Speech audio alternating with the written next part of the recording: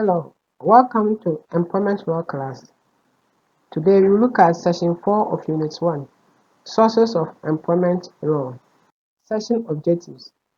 By the end of this session, you will be able to identify the sources of employment law, explain the differences between sources of employment law.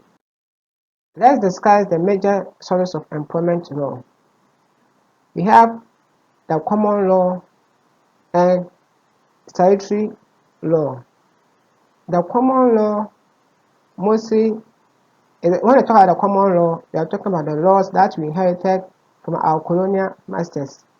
And the common law is mostly case law.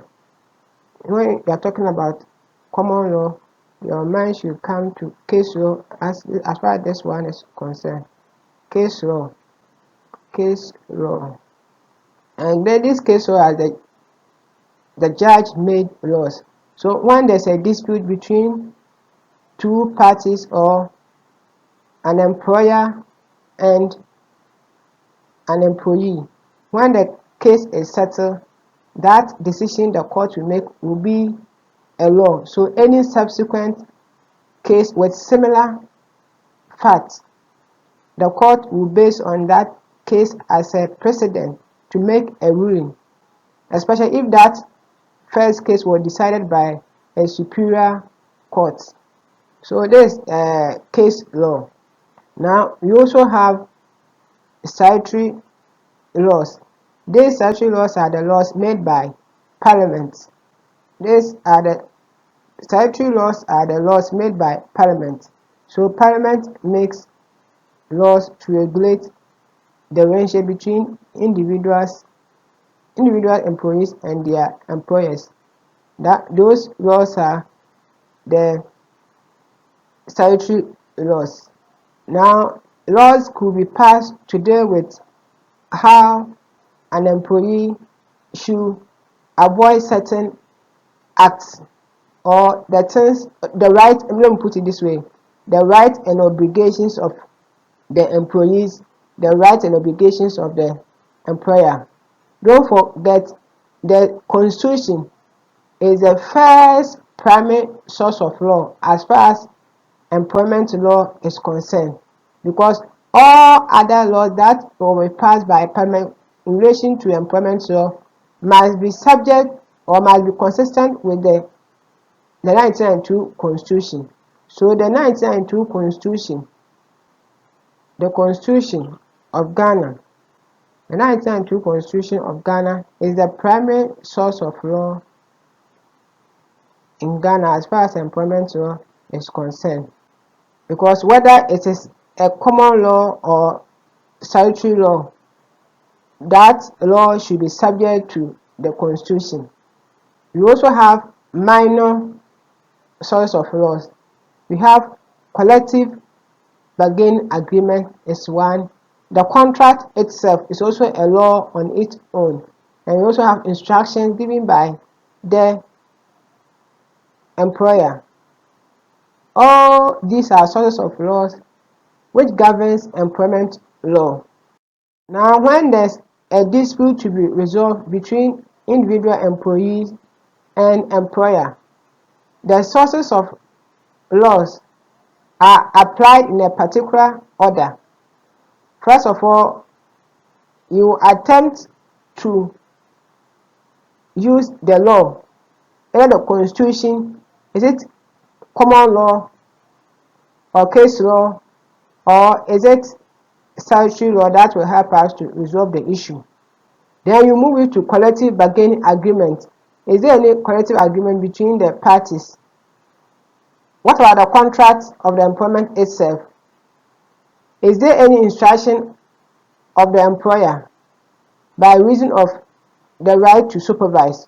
So this is the order in which the law is applied. Remember, all the laws should be subject or should be consistent with the supreme law of the land, which is the 1992 Constitution. Let's consider key issues in relation to legislation. The general rule that is applicable legislation and the collective bargaining agreement set the minimum limits.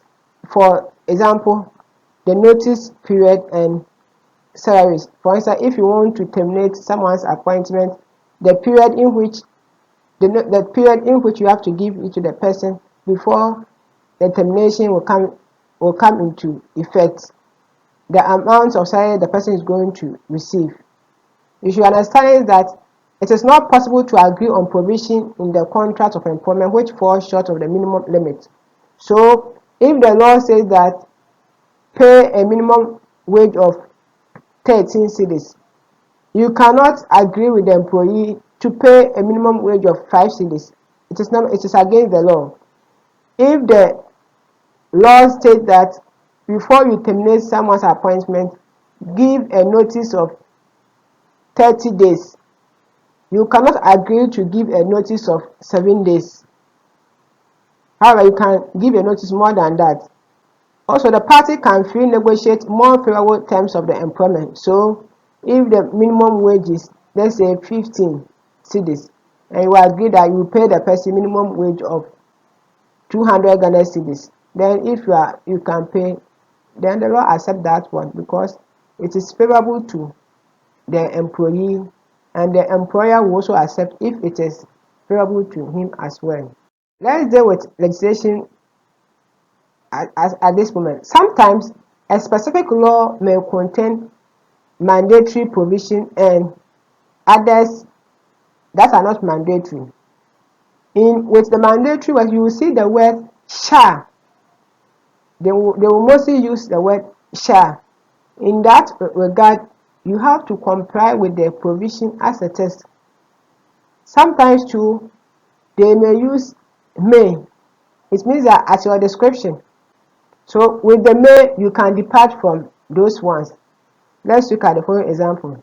Legislation may include provision that may be departed from when this is provided for in a collective agreement. Also, provision that may be departed from when otherwise agreed upon. Example, i.e., company specified between the company and the employee representative. The last one is a provision that may be departed from when agreed upon between the employer and employee. So let's take this example. The employee is generally entitled to a break lasting an hour, but this may be deviated from by agreement between the employee and the employer, provided that the break lasts for half an hour. So what this means is that, look, an employee is entitled to 1 hour break. However, if there is something urgent to be done, this 1 hour can be shortened by the agreement between the employee and the employer. But it should not be shortened to less than 30 minutes. It means that at all costs, even if you want to shorten the 1 hour, allow the employee to spend 30 at least 30 minutes. That's half an hour. You remember when you were in class 3, you did something of this nature.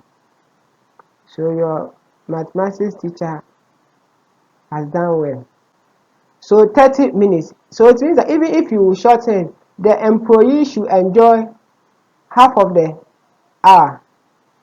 By way of summary, this session we try to explain the major sources of employment law and how they differ in their application. The session went further to identify and explain other sources of employment law. These other sources can be seen or placed under the major source of law depending on how it is applied. Thank you and have a wonderful day.